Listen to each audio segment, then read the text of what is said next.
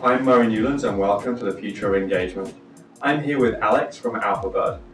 AlphaBird takes your content, takes branded content, embeds it within publishers, within publications, and then drives traffic to that to maximize the exposure for that branded content.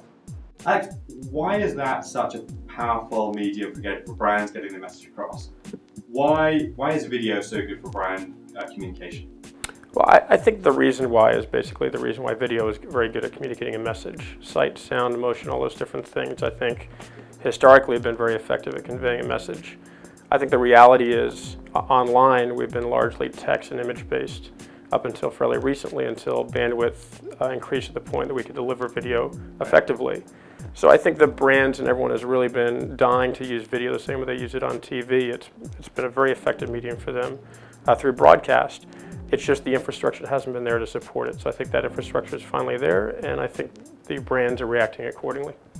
And why take those videos and actually embed them in sites? Why not just play them in a player somewhere? Why in text? Why in publications?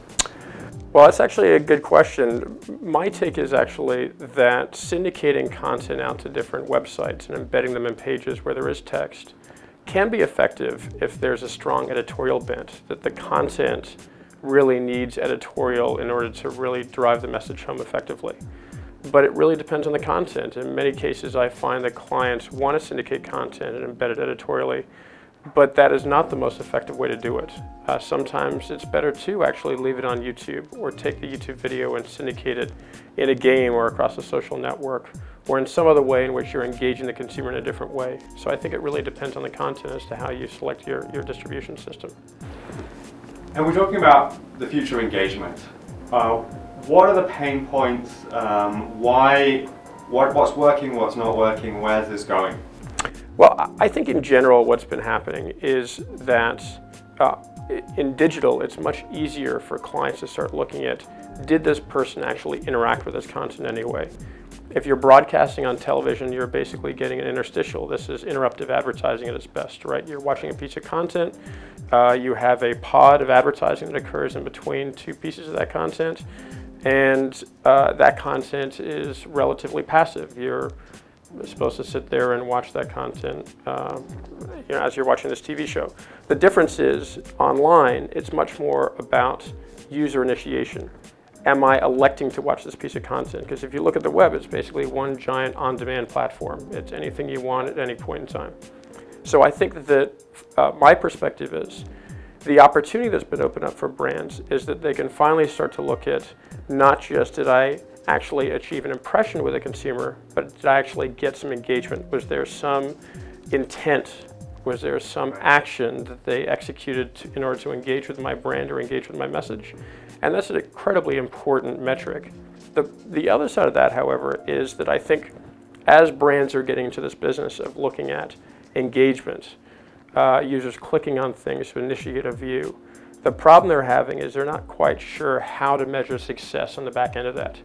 Because effectively you're moving from an impression-based model to a click-based model, which is a little bit more similar to a Google or something on the CPC side of the world.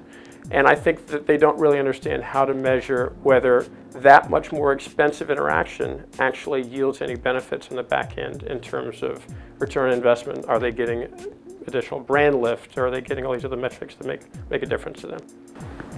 Who's done this well? And who do you see who's going to be doing this well over the next 12 months? Well, I've actually been very impressed with a lot of the companies in the gaming space in terms of their ability to create engagement. I think that you can't deny, when you look at companies like Zynga and some of these other guys, Facebook has become an enormously potent application when it comes to user engagement. People spend hours and hours on this platform.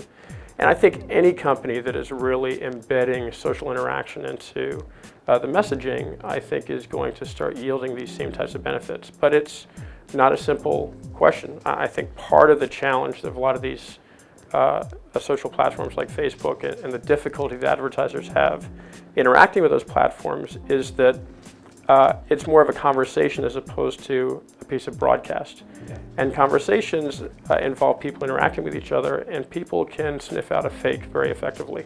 Right. If they feel like that person's not being authentic or they're not engaging in such a way that's quality, exactly. great message and great communication. And just frankly, advertisers have not been very good at being authentic and real in their marketing message, right? They are naturally conflicted. They want to sell you something. Yeah. And I think that's been really the challenge, and I think it's where platforms like Facebook and some of these other gaming platforms and anyone who, again, is really looking at social at the core of their message, if they're good at creating that authentic engagement, they will win. Alex, thank you very much. Appreciate it.